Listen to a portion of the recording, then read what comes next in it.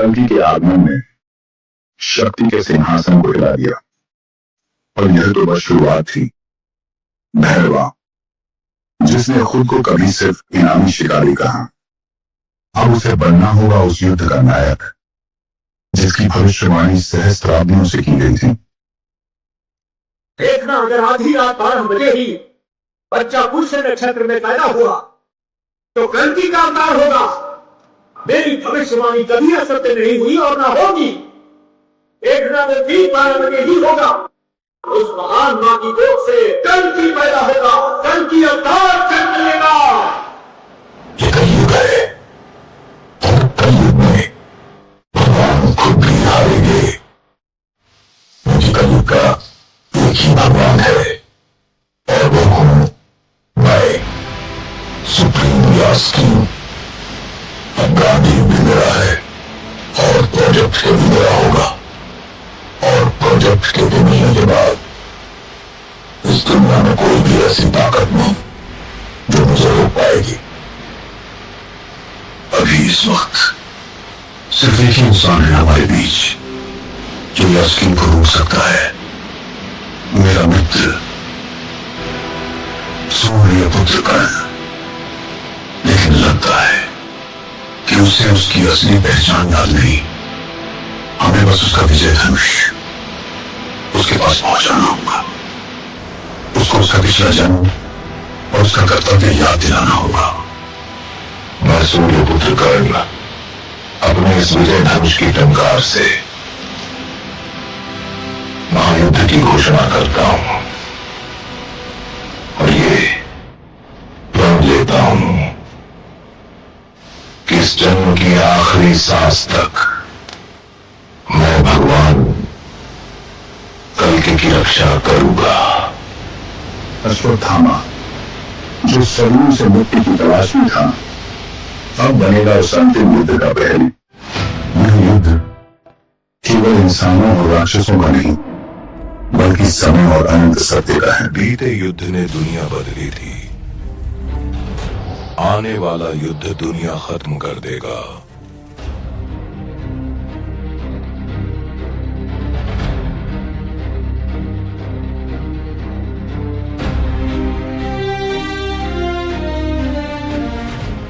एक रहस्य जो युगों तक छुपाकर रखा गया।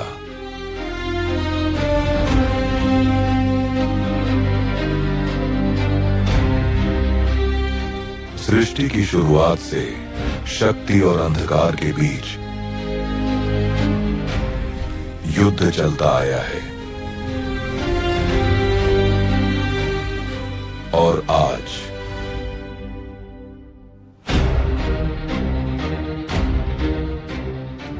वह रहस्य जाग उठा है।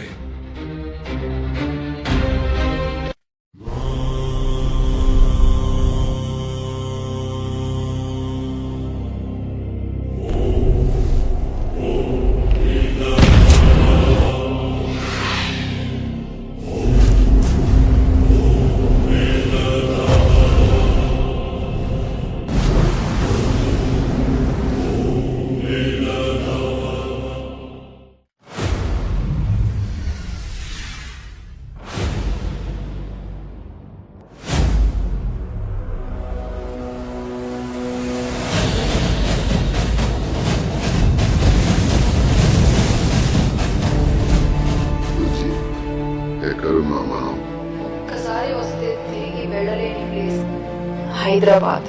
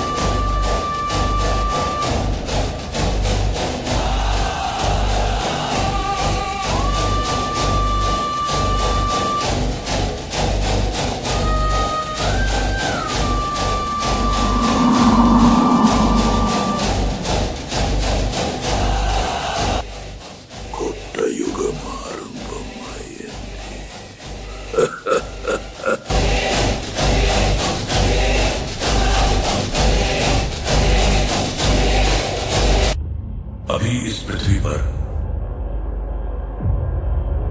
वो एक ही चिरंजीवी है जो कर्ण को रोक सकते हैं, जिन्हें भगवान कल्कि की शिक्षा का कार्य सौंपा गया है, क्योंकि वही है जिन्होंने कर्ण को भी शिक्षा दी है, और वही है जिन्होंने मेरे पिता गुरु द्रोण को शिक्षा दी थी। गुरु ओ के भी गुरु भगवान परशुराम। तो मेरा शिष्य ही है जो मेरे कर्तव्य के आड़े आ रहा है। कर्ण, पिछले जन्म में भी तुम अधर्म के पक्ष में थे, परंतु इस बार तुम्हारा ये गुरु तुम्हें सही राह दिखाएगा। मेरा श्राप तुम्हारे पिछले जन्म में पूरा हुआ। अब इस जन्म में तुम धर्म के साथ लड़ोगे, और मैं यानी परशुराम ये सुनिश्चित करेगा। 6000 सालों में केवल एक बार आने वाला खंड अश्विनी नक्षत्र कुछ ही दिनों में सारे प्लैनेट अलाइन होंगे और वो एक रेयर एक्लिप्स को फॉर्म करेंगे।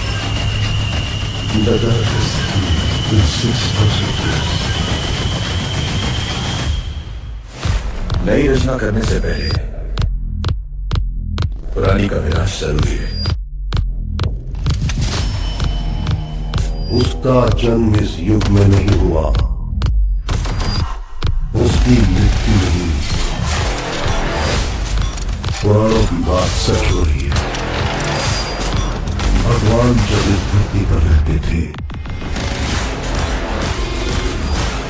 आपकी असली मैं उस लड़की को ढूंढ के लाऊंगा। नहीं, मैं खुद से आऊंगा।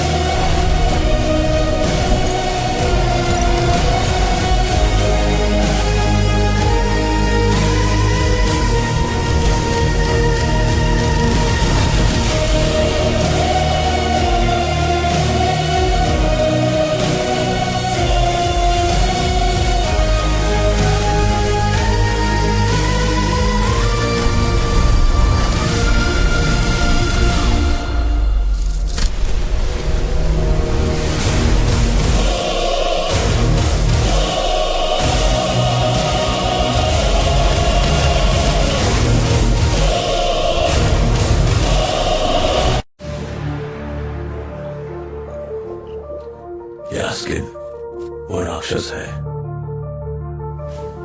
जिसने अपनी अमरता के लिए मानवता को नष्ट कर दिया। लेकिन अब यास्किन के विनाश के लिए पृथ्वी पर कल की जन्म लेने वाले हैं। अभी इस पृथ्वी पर वो एक ही चिरंजीवी है जो कर्ण को रोक सकते हैं,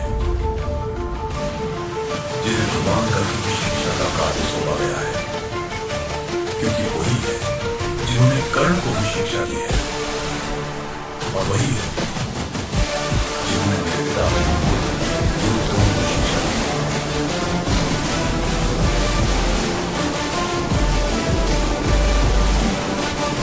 हमें किसी भी हालत में कर्ण को मतलब भैरवा को ढूंढना होगा, क्योंकि भगवान के जन्म होते ही पृथ्वी में सबसे बड़ा परिवर्तन आने की संभावना है, और दुश्मन को इस बात का पता चल गया है। ये कोई आम बच्चा नहीं है। मुझे किसी भी हाल में प्रोजेक्ट एक्स चाहिए, क्योंकि वो ही है जो मेरे प्रभु भगवान कल्कि का जन्म होने ही वाला है। हमें किसी भी हालत में कर्ण को मतलब भैरवा को ढूंढना होगा, क्योंकि भगवान के जन्म होते ही पृथ्वी में सबसे बड़ा परिवर्तन आने की संभावना है, और दुश्मन को इस बात का पता चल गया है। ये कोई आम बच्चा नहीं है। मुझे किसी भी हाल में प्रोजेक्ट एक्स चाहिए, क्योंकि वो ही है जो मेरे प्रभु काली को मुक्त कर सकेगा। कौन हूं मैं? मेरे मन में अचानक आपके प्रति सम्मान क्यों झलक रहा है? इस बच्चे के रक्षक हो तुम। रणभूमि में अपराजय है जो, वैसे विजय धनुष के धारक और सूर्य का तेज है जिसमें प्रभु परशुराम के सबसे प्रिय शिष्य और मेरे परम मित्र अंगराज कर्ण हो तुम। लेकिन आपको कैसे पता कि ये भगवान कल्कि ही है? माता के गर्भ से ही भगवान कल्कि ने अपने चमत्कार दिखाना शुरू कर दिया है। उन्होंने सबके मन में उम्मीद की लौ को फिर से जागृत कर दिया है। कैसी किस्म की ताकत है जो हमारी दुनिया में कभी नहीं देखी है? एक बेबाक ताकत। हमें पता था कि वो इतना मजबूत नहीं जो उसे तुमसे छिपा पाए, और तुम इतनी अक्लमंद नहीं कि हमारे जान में न फंसो।